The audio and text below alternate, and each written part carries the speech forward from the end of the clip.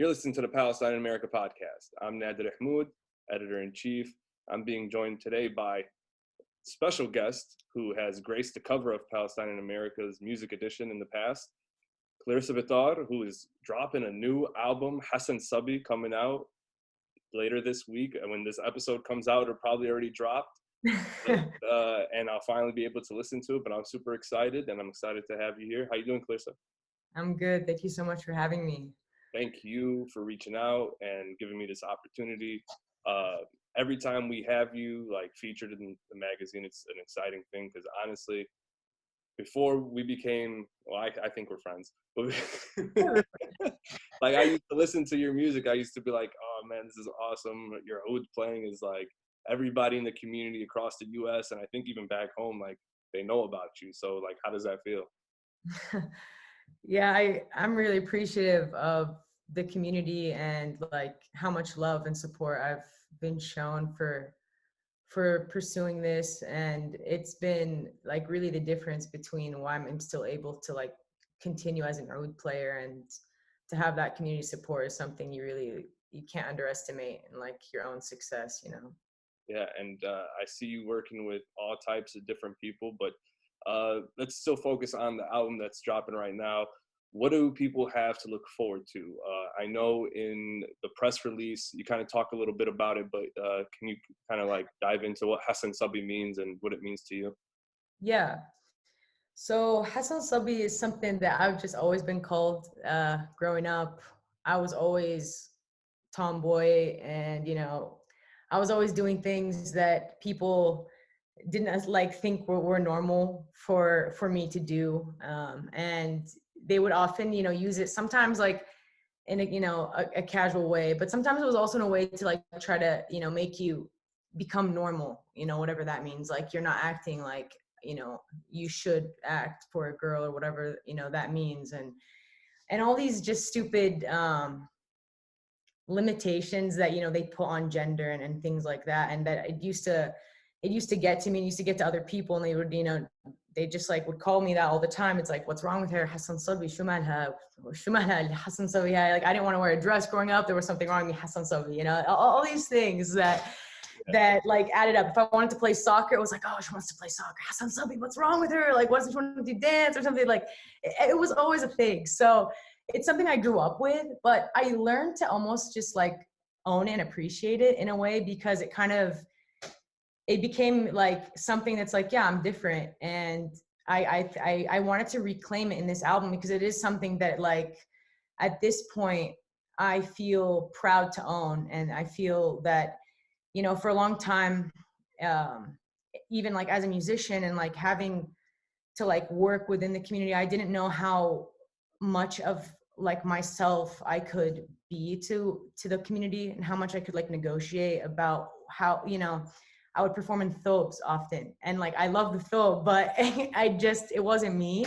And I would do it because I was like afraid that if I showed up the way I wanted to dress, that I would get criticism and stuff like that. So there was always this balance I felt I had to strike. And more recently, I was over trying to play that role, and I was becoming exhausting, to feeling like you had to like switch constantly to like, appease a certain, someone that might be judging you or whatever it might be. And I just kind of got over that, and I wanted to celebrate that like in this album and kind of own that. And so that's why I called it Hassan Sabi. Like people are like, Hassan is a boy. I'm like, no, it's I got it right. Don't worry, I got it right away when okay. Honestly, like I'm not trying to make this about myself, but like I just had my daughter. She's a year and a half, Janine, and just watching that just doesn't make sense to me now. And maybe because of the world we live in now, but sometimes my dad or my mom might say something to her, like, 'cause she loves playing sports, like playing the basketball, and they'll be like Hassan Sabi, and I'll be like, I don't like that. Whatever she loves, I'm just gonna like support the hell out of it, whether it's sports or ballet or you know what I mean. But Totally. is that kind of why it now was the time to drop the album, because now you're the most comfortable with who you are? I think that, yeah, like I've been comfortable with who I am for a long time. I think I just felt that I didn't think I felt like I was catering for what other people's comfort, and what they were Do you comfortable care with. about that like other anymore, or do you think that now people are comfortable, or is it just like now you don't care anymore and it's full throttle? Well, I think that's like I'm respectful to where other people are at, and I'm not trying to like shove it like anything. It's just kind of me being me. And at this point, it's like if I just want to be me, and if that bothers somebody, I don't know what to do about it, but I just want to be me at this point. And so that's like really was the gist of it. And it's not that I don't like care about other people's opinions or anything like that. It's just that I want to be like existing and happy with like the way that I dress every day, that I get to like show up for my performances, that I just am. And so it's just something that, I think that accepting like accepting that you're not going to have everybody on board, and that some people might not be with it, and that's okay. Yeah. But I've also received like a lot of love, even from my grandmothers, who like That's I the most important thing right there. yeah. What So does Teta think and everybody else? yeah, if Tata's with it, I can't complain. Yeah, tell us. What was the process like for this album, especially, obviously we're still dealing with the coronavirus, and but has that limited you in any way, shape, or form, or inspired you? Or, I mean, kind of just talk about the process. You said you've been working on it for the last year, right? Yeah. In some ways, like obviously coronavirus messed up a lot of things for musicians in terms of performances and stuff. Like a lot of shows got canceled and things like that. So we ended up having a lot of time on our hands, a lot of us Okay. musicians. And I'm lucky, like I have my studio set up at home, and I was just quarantining and sitting with my instrument and in the setup, and just a lot of ideas were coming, and I would record ideas here and there, and like, there were a lot of fragmented ideas, but a lot of these songs, like I would make them like a lot of them in this album are almost like love letters, either to myself or to special people in my life. There's 2 songs to my grandmothers. There's a song that I made for my partner.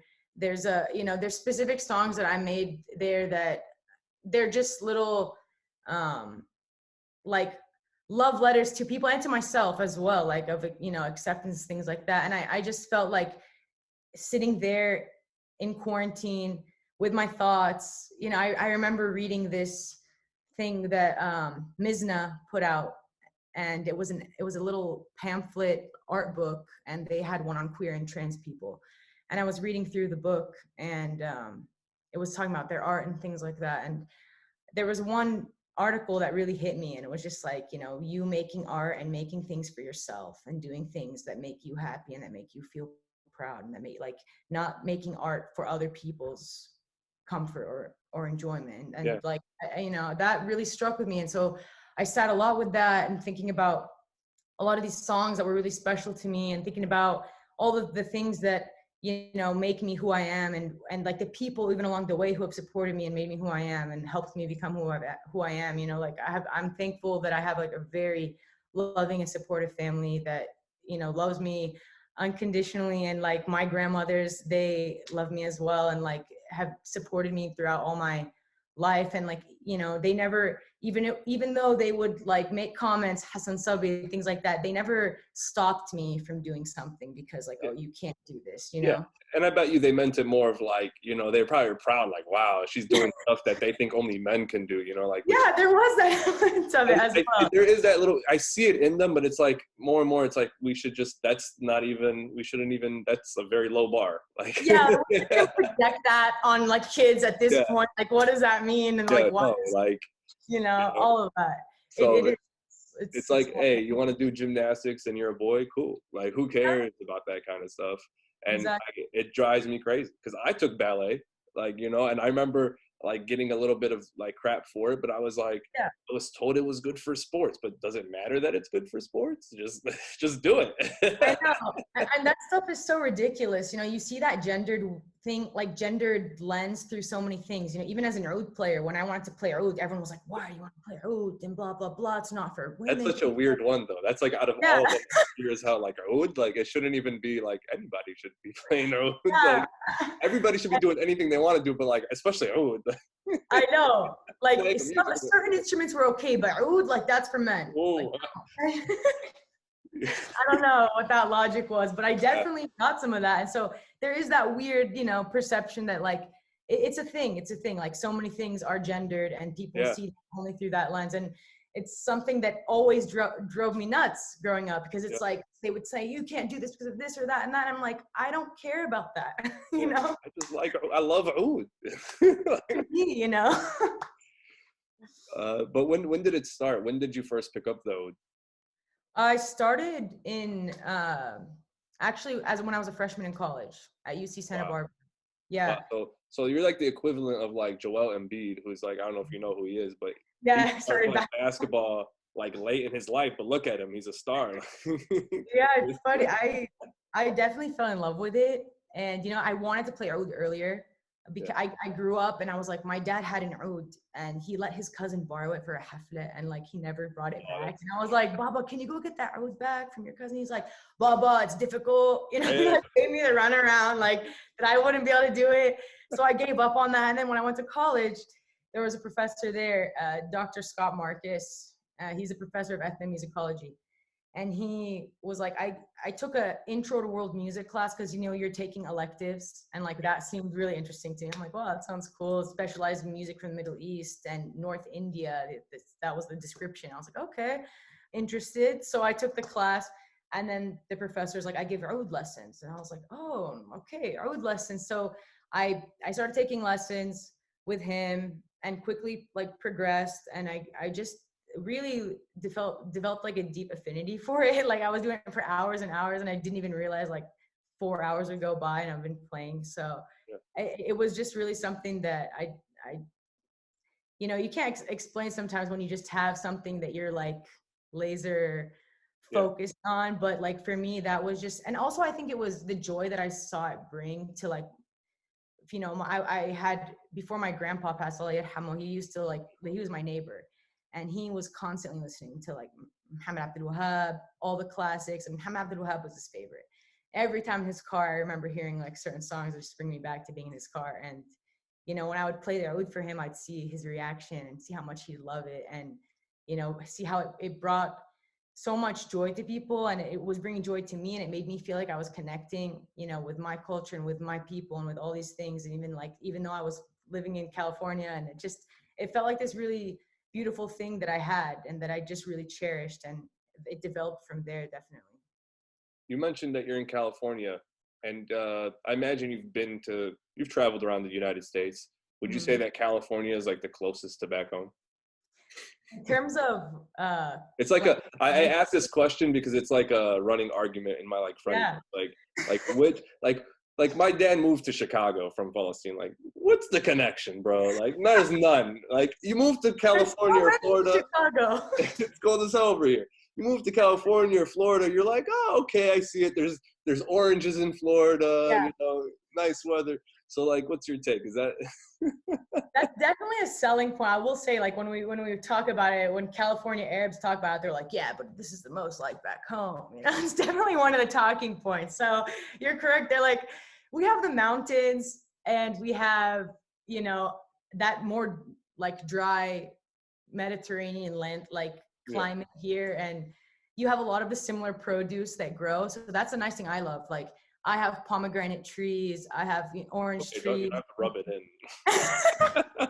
I remember asking my dad one time, I'm like, hey, Yaba, I have this great idea. Let's plant an olive tree in our backyard. He's like, Yaba, it won't work. Chicago is brutal. That winter, I don't know. You need some superbly strong plants to survive that. Allah yarhamu, my Sido used to grow fakkus in my uncle's backyard in Chicago, and that was like magic. Wow. That's like Palestinian touch, dude. I used to like randomly come over. He'd be like, Sido, bidak fakkus? Hell yeah. That's amazing. Those are priceless moments, really, like it's having, especially if you can't find that here. You're not gonna go find that. Where are you gonna get fakkus from? I'd be like, I try to explain it to my American friends. I'm like, dude, fakkus, you know what it is? It's like a khiyara, it's like a cucumber, but it's not.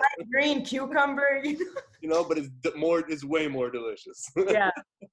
Yeah, you're gonna have a difficult time explaining that one. I mean, half of Americans can't even identify like normal like Yeah, fruits they no, see here. they don't even know what the difference if the tomato is a vegetable or a fruit. Yeah, I have so Don't many ask times me I'm that. like, every time I buy like kusa when we're like making mahshi, every time like it never fails. They'll ask me, "What is this?" Like when I'm doing the checkout, I need to know. Like, Fired. they don't know. Fired.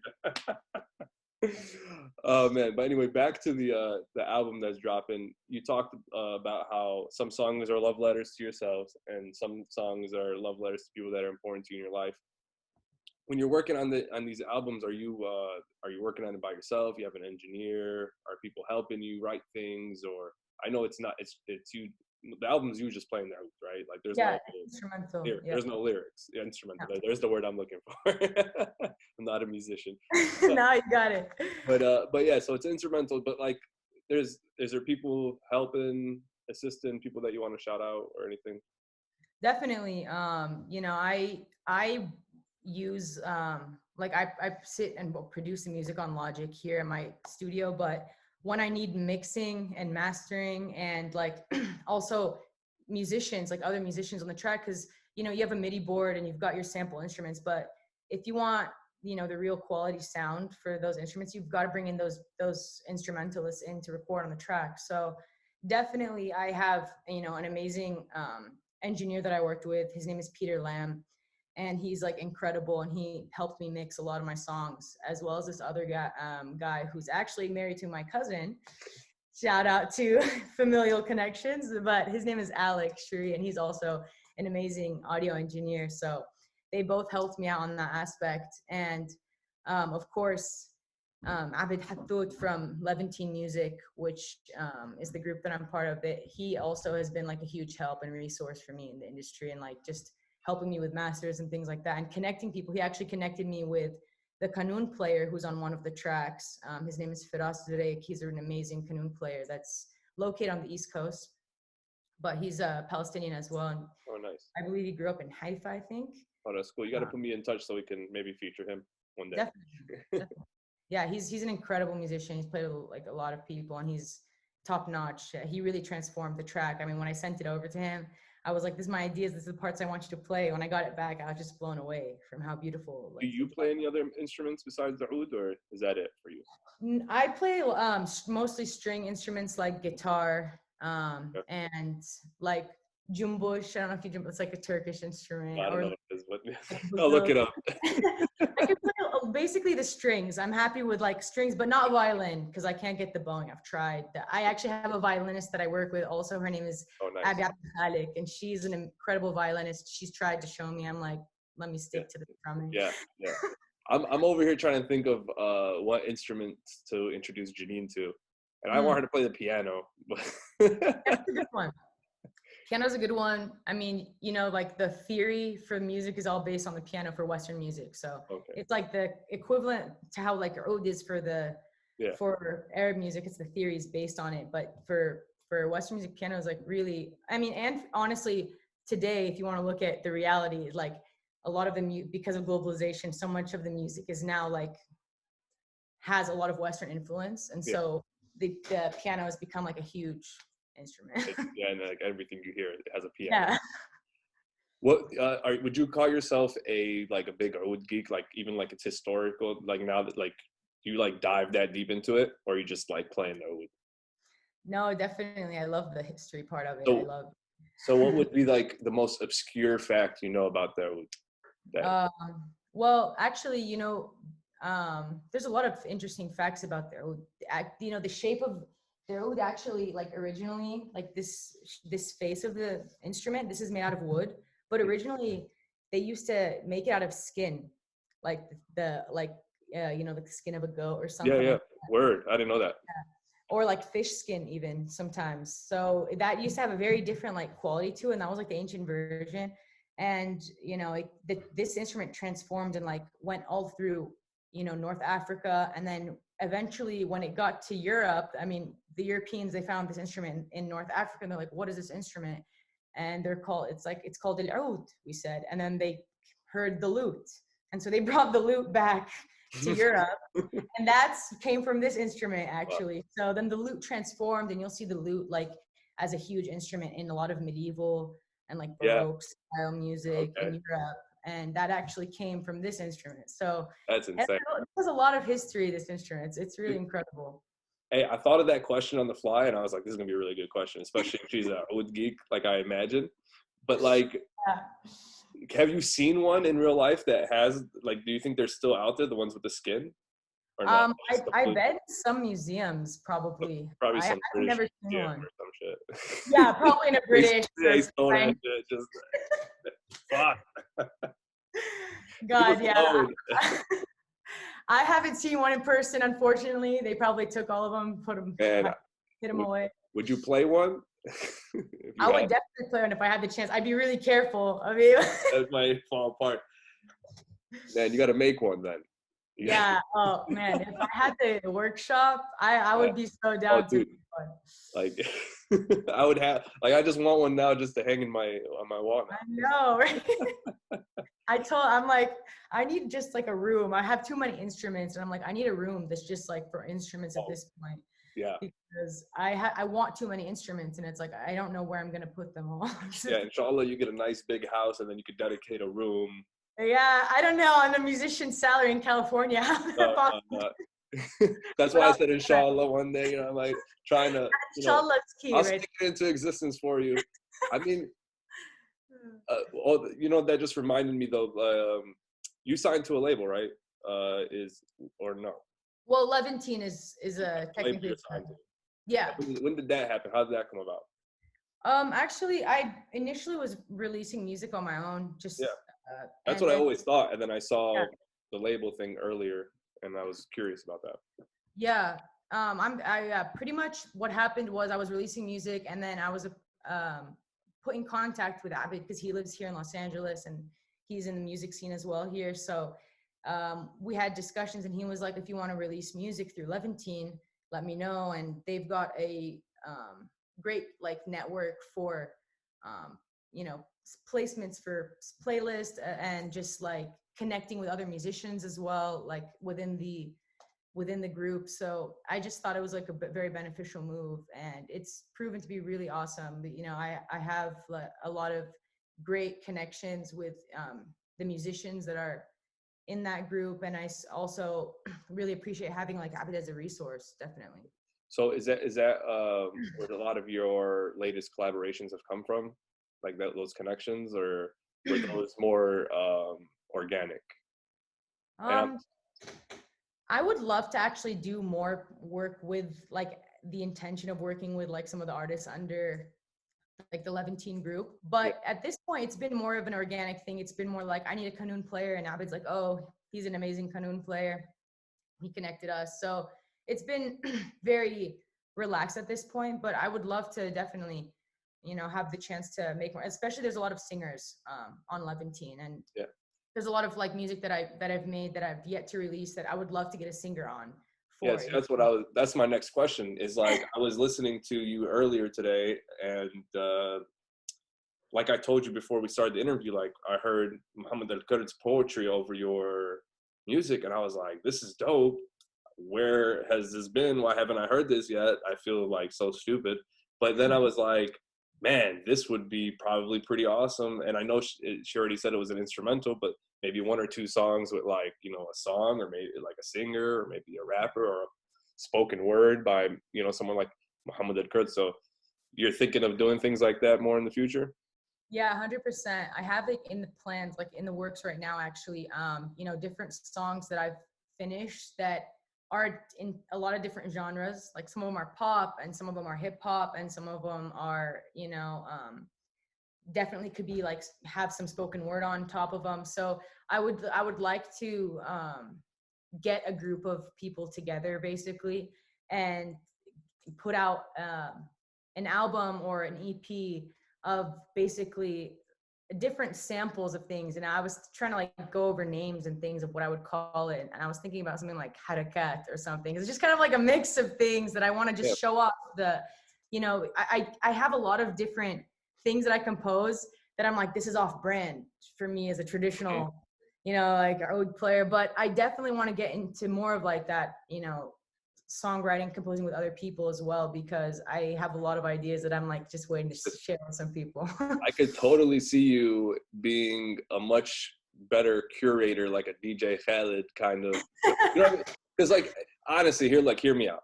I always look at DJ Khaled, I'm like, dude, you could really put your people on, and there's a lot of talented Palestinian musicians. You could have a whole album of just you featuring Palestinian artists, and that would be crazy if you did an album like that. And then I go, you know what? We don't need a DJ Khaled. We have Clarissa, who could, you know, put anything over her oud, and it'll make anything sound magical, you know, like. So you could take that idea and run with it. You could get in a room with a bunch of talented other Palestinians and make a whole album, and you could just put your drops over it. Definitely. We'll credit you for inspiration. Just in the really small letters at the bottom of the album. No, definitely. It's a great idea, and it's definitely something I'm thinking about. But before I get out of here, I also wanted to ask, I know I mentioned Mohammed El Kurd. How did that project come about? Did you guys meet, or did he reach out? Did you reach out to him? We actually first performed together at the NSJP conference in 2017, I think, that happened in Houston. Nice. And we met there, and I heard his poetry there for the first time, and I was just really taken back by his poetry. It just really, you know, hit me in a different way. And I knew from that moment that I was like, yeah, I would love to do something with this guy. And definitely, we developed a friendship after that. We had other performances together, and then we developed a really, really close friendship. And then, you know, he is incredibly creative, but not just creative, organized and detailed, and he can get things done in an incredible way. He actually did he also made the album art cover for my single Layla. He's the one that made it. So he's got a lot of talents, this guy. That's the vibe I get from him, honestly. Like, we featured him in our politics issue, but like the vibe I got was like, there's so much more to this guy than just his activism, and so much to him. So much to him. And, you know, when we made that project, he had an idea about what we should do. He came with the poetry, and it was honestly really easy for me because, you know, you just listen to that poetry and it puts you in that headspace, and so many ideas came forth from that. And it was just a really, it was a project that I think that I look back at now, and I'm very proud of and very like grateful to have had that opportunity to create something like that, because it's something special, his poetry. Yeah. And then you have that other album that, well, it's not, you don't probably call it an album, but the one with the song about your Sido. Yeah, it's an EP because it's a little shorter. Yeah. But that one I wanted to do something that was all in one maqam, because I wanted like listeners to hear it and just like associate it and like kind of do it as almost like a little learning project for people, so they would like have some maqam theory knowledge. But I basically picked all songs min al-turath, besides the ta'asim, which is an improvisation. But I picked songs that were like, you know, folkloric heritage songs, and that were all in maqam bayati, basically. And I wanted it to progress kind of like, you know, a little set. And it ended with Sido's Dance, which was actually a collection of Debke songs. So I started off, I believe, with like Ala Del Ona, and then I go into Ya'in Mulayitin, and then I finished with Wain Aramallah. And I called it Sido's Dance because my Sido, Allah Yarhamo, used to always want to dance Debke when Ala Del Ona would come on, or he would always sing. He'd have lyrics upon lyrics for Ala Del Ona. He'd just keep going and going and going. So it was really this beautiful memory I had with him, and I wanted to name that song after him.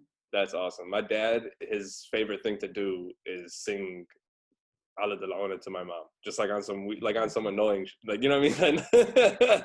Like if she does, I don't know, she's on the phone, you know what I mean? Like, and I'm like always sitting like, what does that even mean? My dad does the same thing to my mom, by the way. Like she'll be on the phone and my dad's like just like, Lillian, you know this song? And like starts singing in her ear. And I'm like, Mom, it's not the time, Dad. It's not the time. But oh man, dry humor, definitely. Definitely. So let's circle back to the album that we're celebrating this week, and that's dropping. So what else do you want us listeners to know about it, and how can people hear it? Yeah, you can find it on all the streaming platforms and on YouTube.